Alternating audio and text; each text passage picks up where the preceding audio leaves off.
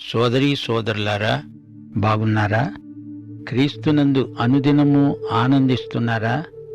Bible సందేశాలు మనకు అర్థం కావాలంటే బైబిల్ గ్రంథకర్త అయిన దేవుణ్ణి మనం వ్యక్తిగతంగా ఎరిగి ఉండాలి. ఆయనతో మనకు వ్యక్తిగత సంబంధము, సహవాసము ఉండాలి. ఆయనను ప్రేమించాలి. అప్పుడు బైబిల్ దేవుని వాక్యమై మనలో ప్రతి ఒక్కరితో వ్యక్తిగతంగా మాట్లాడుతుంది. కీర్తనలు 25:14 యెహోవా మర్మము ఆయన యందు భయభక్తులు గలవారికి తెలిసి ఉన్నది. ఆయన తన నిబంధనను వారికి తెలియచేస్తాడు. దేవుడు తన స్నేహితులకు రహస్యాలు చెప్తాడు. న్యాయవిధులను బట్టి వారిని నడిపిస్తాడు. తన మార్గమును దీనులకు నేర్పుతాడు. అంతేకాదు, పరిశుద్ధాత్మ మనలను సర్వసత్యములోకి నడుపుతాడు. దేవుని సర్వచిత్తానికి విశ్వాసి తన చిత్తమును అప్పగించాలి, లోబరచాలి. అంతేకాని దేవుని చిత్తాన్ని నీ స్వంత చిత్తానికి మలుచుకునే ప్రయత్నం చేయకూడదు. అది అపచారం. దేవుని చిత్తానికి లోబడేవారికి వినయశీలం అలవడుతుంది. చిరునవ్వుతో వారు వ్యక్తిగతంగా తమ సిలువనెత్తుకొని యేసును వెంబడిస్తారు. ఏకాంత ప్రార్థన ఎడతెగక చేస్తూ ఉండాలి. ఒంటరిగా ఉన్నప్పుడు చేసే ప్రార్థన మనఃపూర్వకమైనదై బలము గలదై ఉంటుంది. నీ ప్రార్థన ముగింపులో యేసు ప్రభువు తానే సంతకం పెట్టినట్లు అర్థం. అదే యేసు నామమున చేసే ప్రార్థన. దేవుని వాక్యానుసారమైన ప్రార్థన దేవుడు సత్వరంగా ఆమోదించి జవాబిచ్చే ప్రార్థన. వాక్య అధ్యయనం, ప్రార్థన ఈ రెండూ సమపాళంలో ఉండాలి. వాక్యం ద్వారా దేవుడు నీతో మాట్లాడిన తరువాత నీవు ప్రార్థనలో దేవునితో మాట్లాడడం మంచిది. ప్రభువు మాట్లాడు, నీ దాసుడు వింటున్నాడు అన్నప్పుడే ప్రభు విను, నీ దాసుడు మాట్లాడుతున్నాడు అని చెప్పే ఆధిక్యం మనకు కలుగుతుంది. ప్రార్థనకు బైబిలు ధ్యానానికి మధ్య సరైన పొందిక ఉండాలి. సమతౌల్యం పాటించాలి. ఎఫెసీ పత్రిక 5:19 ప్రకారం ఒకరినొకరు కీర్తనలతో, సంగీతములతో, ఆత్మ సంబంధమైన పాటలతో హెచ్చరిస్తూ మీ హృదయములలో ప్రభువును గూర్చి పాడుతూ కీర్తిస్తూ ఉండాలి. ఈ రోజున సైతాను ఎంతో విజృంభిస్తున్నాడు.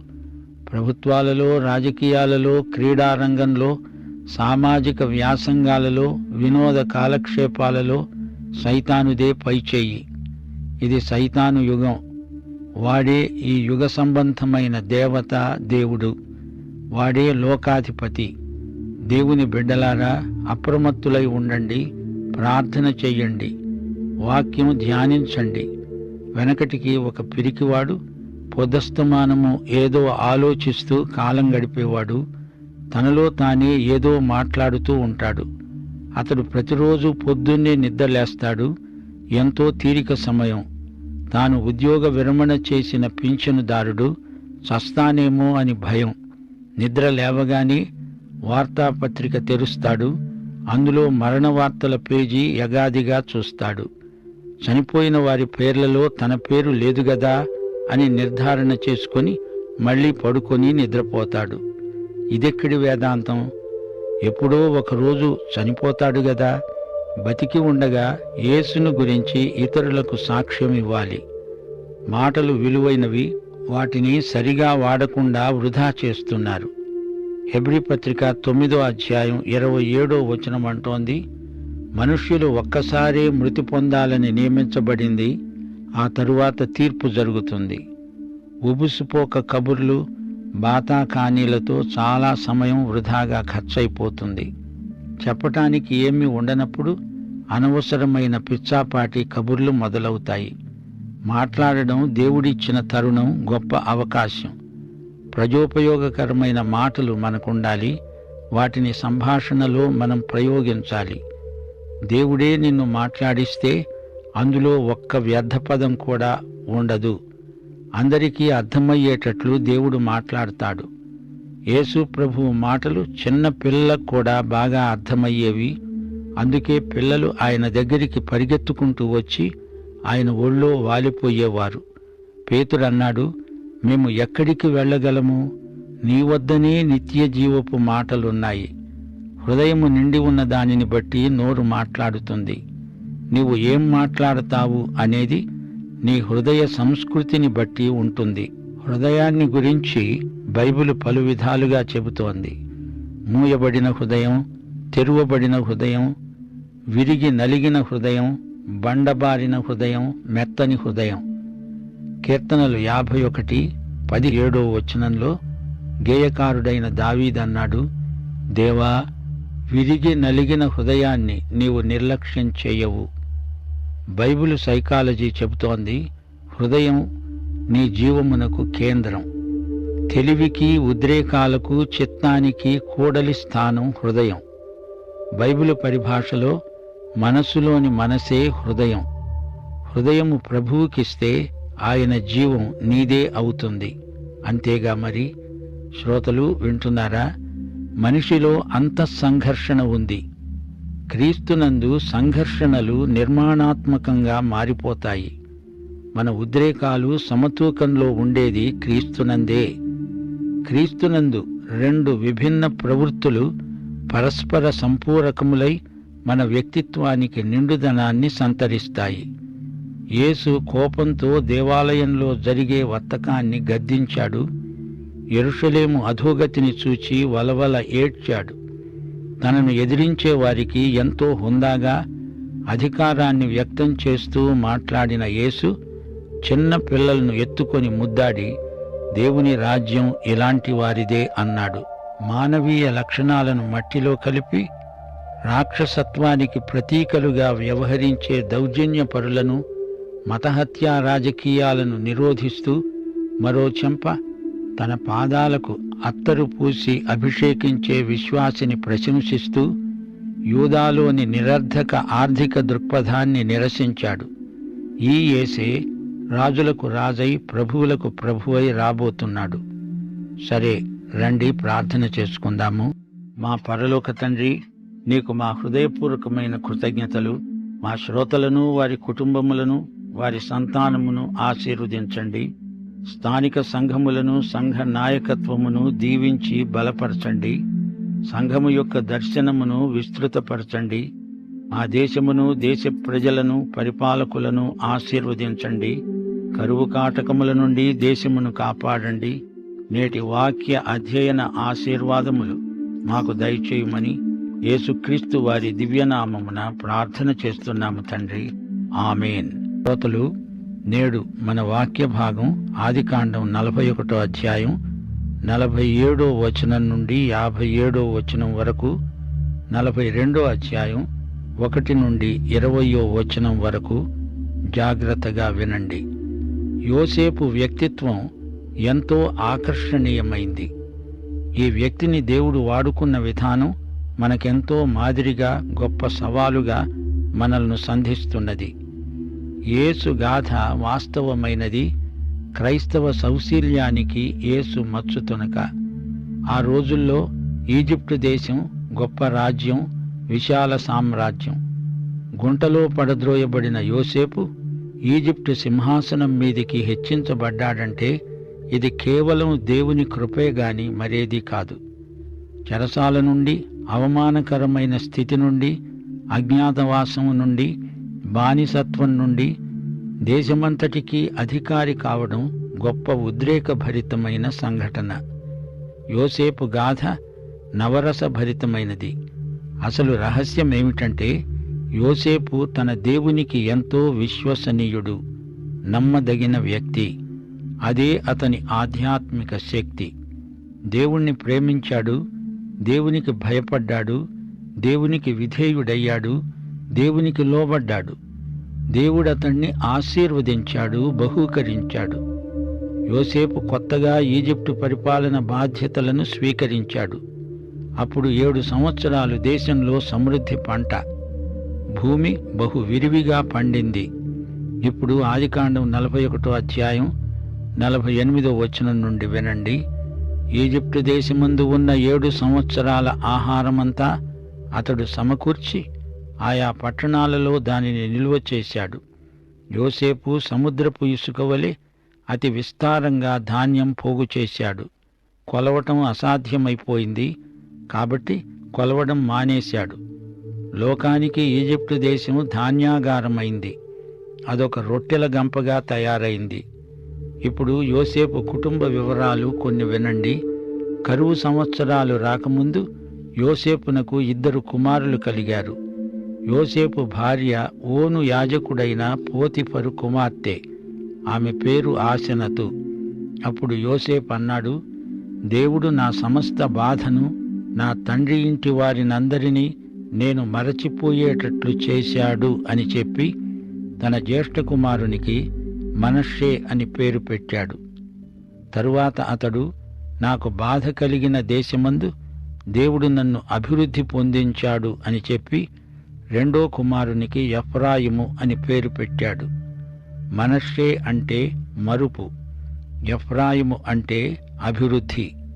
ఈ 2 పిల్లలు కరువుకు ముందే పుట్టారు. మనష్షే పుట్టినప్పటికీ యోసేపునకు తండ్రి ఇంటిని గురించిన బెంగ తీరింది. ఆ గత స్మృతులను పూర్తిగా మరిచిపోయాడు. విస్తృతమైన బాధ్యతలు అతని మీద ఉన్నాయి. ప్రపంచమంతటికీ ధాన్యం సరఫరా చేయబోతోంది ఈజిప్టు. అలాంటి గొప్ప దేశానికి తాను ఏకైక ఉన్నతాధికారి. సోదరీ సోదరులారా, యోసేపు తన బట్టలు మార్చుకొని ఫరో దగ్గరికి వెళ్ళాడని చెప్పుకున్నాము గదా. బట్టలు మార్చుకోవడం దేన్ని సూచిస్తున్నది? ఇది పునరుత్థాన జీవితం. యేసు సమాధిలో నుండి లేచినప్పుడు తన వస్త్రాలు విడిచి వాటిని చుట్టి అవతల పెట్టేశాడు. ఈ సంగతి మీకు జ్ఞాపకం ఉంది గదూ. యోసేపు తన గత జీవితానికి వీడ్కోలు చెప్పాడు. కొత్త జీవితం అతనికి స్వాగతం పలికింది. మనష్షే పుట్టాడు. అప్పటి నుండి యోసేపు ఈజిప్టు మనిషిలాగే వ్యవహరించాడు. అతని భాష, అతని దుస్తులు, అతని వాలకమంతా మారిపోయింది. కొత్త మనిషి అయిపోయాడు.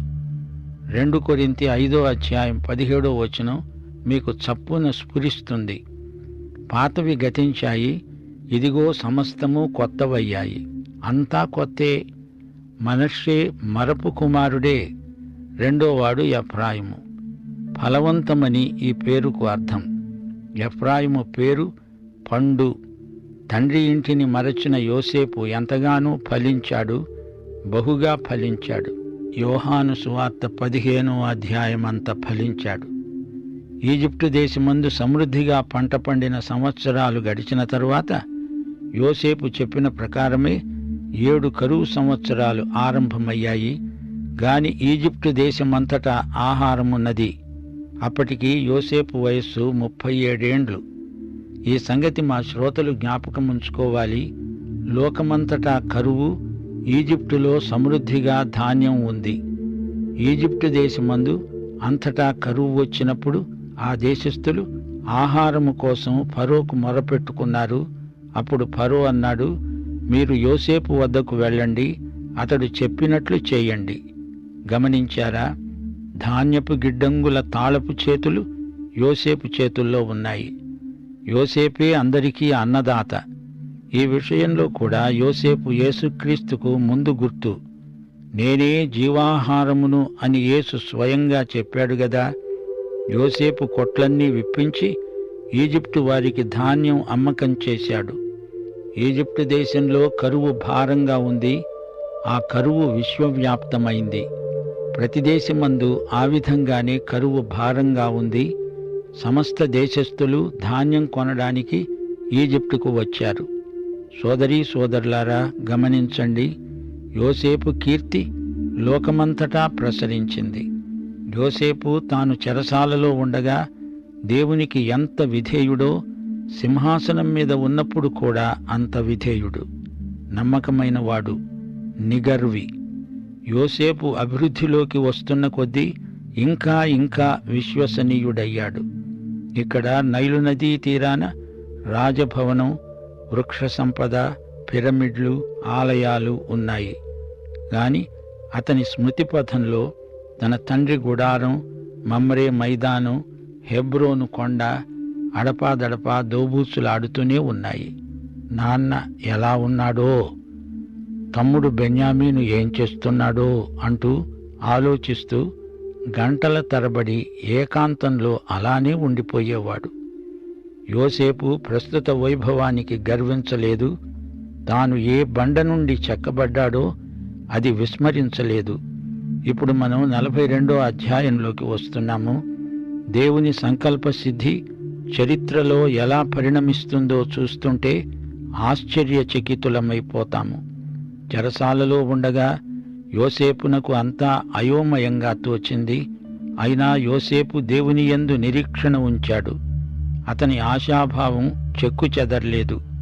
పరిస్థితులు ఎంత ప్రతికూలంగా ఉన్నా మనం కూడా అలాంటి ఆశాభావాన్ని అలవరుచుకోవాలి. లోకం నలుమూలల నుండి ధాన్యం కోసం జనం ఈజిప్టు దేశానికి ఎగబడుతున్నారు. యాకోబు తన 10 మంది కుమారులను ధాన్యం కొనుగోలు చేయడానికి ఈజిప్టుకు పంపుతాడు. 10 మందినే ఎందుకు పంపాడు? చిన్నవాడు బెన్యామీను. అతన్ని పోగొట్టుకోవడం యాకోబుకు బొత్తిగా ఇష్టం లేదు. బెన్యామీనును విడిచి యాకోబు ఒక్క క్షణం కూడా ఉండలేకపోతున్నాడు. యోసేపు తన సోదరులను ఇట్టే గుర్తుపట్టేశాడు. కాని వారు యోసేపును గుర్తుపట్టలేకపోయారు. ఎందుకని? యోసేపు చనిపోయాడు అనుకున్నారు. అతని సంగతే మరచిపోయారు. అతడు ఇప్పుడు ఇక్కడ ఉంటాడని వారు ఊహించలేకపోయారు. కాని వీరు వస్తారని యోసేపునకు ముందుగానే తెలుసు. ఈ మధ్య ఎన్నో ఏండ్లు గడిచిపోయాయి. అతన్ని సోదరులు అమ్మివేసినప్పుడు యోసేపు 17 ఏండ్ల యువకుడు. ఇప్పుడతనికి 37 సంవత్సరాల వయస్సు. 1 సంవత్సరమంతా కరువు. అంటే వీరు యోసేపును చూచి 21 సంవత్సరాలైంది. పైగా ఇప్పుడు యోసేపు ఈజిప్టు దేశీయుడుగానే కనపడుతున్నాడు. అందుచేత వారు అతన్ని బొత్తిగా గుర్తుపట్టలేకపోతున్నారు. ఇప్పుడు 42వ అధ్యాయం 1వ వచనం నుండి వినండి. ధాన్యం ఈజిప్టులో ఉన్నదని యాకోబుకు తెలిసినప్పుడు అతడు తన కుమారులతో అన్నాడు, మీరెందుకు ఒకరి ముఖం ఒకరు చూచుకుంటున్నారు? చూడండి, ఈజిప్టులో ధాన్యం ఉన్నదని విన్నాను. మనం చావక బతికి ఉండాలనుకుంటే మీరక్కడికి వెళ్ళి అక్కడి నుండి ధాన్యం కొనుక్కొని రండి. ఇదిగో విశ్వాసమంటే ఇది. యాకోబు విన్నాడు, ఈజిప్టులో ధాన్యం ఉంది అని అతడు విన్నాడు, నమ్మాడు. మనం చావకుండా బతుకుతాము అనే ఆశాభావం వ్యక్తం చేస్తున్నాడు. యాకోబు విశ్వాస ప్రాతిపదిక మీద నిలిచి మాట్లాడుతున్నాడు. ఇదే రక్షించే విశ్వాసమంటే. వినుట చేత విశ్వాసం కలుగుతుంది. అపొస్తలుల కార్యములు 16వ అధ్యాయం 31వ వచనం ఏమంటోంది? ప్రభువైన యేసుక్రీస్తునందు విశ్వాసముంచితే అప్పుడు నీవు నీ ఇంటివారు రక్షించబడతారు. వింటావు, నమ్ముతావు, రక్షణ కలుగుతుంది. యాకోబు విన్నాడు, నమ్మాడు. కుమారులను వెంటనే ఈజిప్టుకు పంపాడు. అప్పుడు అందరూ బతికారు. విశ్వసించగానే ఆ ప్రకారం చెయ్యాలి. యోసేపు 10 మంది అన్నలు ఈజిప్టులో ధాన్యం కొనడానికి వచ్చారు. యాకోబు యోసేపు తమ్ముడైన బెన్యామీనును అతని అన్నలతో పంపినవాడు కాడు. అతనికి హాని సంభవిస్తుందేమో అని భయపడ్డాడు.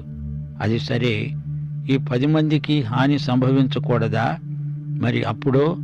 నిజమే, అయినా వీరు పెద్దవాళ్లు గదా. అసలు రహస్యమేమిటంటే, ఈ 10 మంది పోయినా బెన్యామీను పోతే కలిగినంత దుఃఖం కలగదు. యోసేపు, బెన్యామీను వీరిద్దరూ రాహేలు కన్న పిల్లలు. తన భార్య అయిన రాహేలును యాకోబు ఎంతో ప్రేమించాడు. అందుకే 10 మంది కుమారులను పంపి బెన్యామీనును తన దగ్గరే ఉంచుకున్నాడు. కరువు కనాను దేశములో ఉంది గనుక ధాన్యం కొనవచ్చిన వారితో కూడా ఇశ్రాయేలు కుమారులు అనగా యాకోబు కుమారులు కూడా వచ్చారు. అప్పుడు యోసేపు ఆ దేశమంతటి మీద అధికారి. అతడే ఆ దేశ ప్రజలందరికీ ధాన్యం అమ్మకం చేసేవాడు. గనుక యోసేపు సహోదరులు వచ్చి ముఖములు నేలపై మోపి అతనికి వందనాలు చేశారు. యోసేపు వారి కోసమే కనిపెట్టి ఉన్నాడు. లోకమంతటి నుండి జనం ధాన్యం కోసం వస్తూనే ఉన్నారు. అది విశ్వవ్యాప్తమైన కరువు. అందుచేత కనాను దేశం నుండి తన సోదరులు తప్పకుండా వస్తారని యోసేపు ఎదురు చూస్తున్నాడు. అందరూ వచ్చి యోసేపు ఎదుట సాష్టాంగపడ్డారు. యోసేపు పనకు మిగతా పనులన్నీ సాష్టాంగ దండ ప్రణామాలు చేస్తున్నాయి. యోసేపు కలభావం నెరవేరింది. తన అన్నలందరూ తన మ్రోల సాష్టాంగపడి ఉన్నారు. యోసేపు తన సహోదరులను చూచి వారిని గుర్తుపట్టి వారికి అన్యుని వలె కనపడి వారితో కఠినంగా మాట్లాడి, మీరు ఎక్కడి నుండి వచ్చారు అని అడిగాడు. గమనించండి, యోసేపు అన్యుని వలె నటిస్తున్నాడు. వారిని పరీక్షించడానికి అలా కఠినంగా మాట్లాడుతున్నాడు అంతే. వారిని కొన్ని ప్రశ్నలు అడగబోతున్నాడు. వారిని ఆత్మ పరీక్షకు నడిపించే ప్రశ్నలు.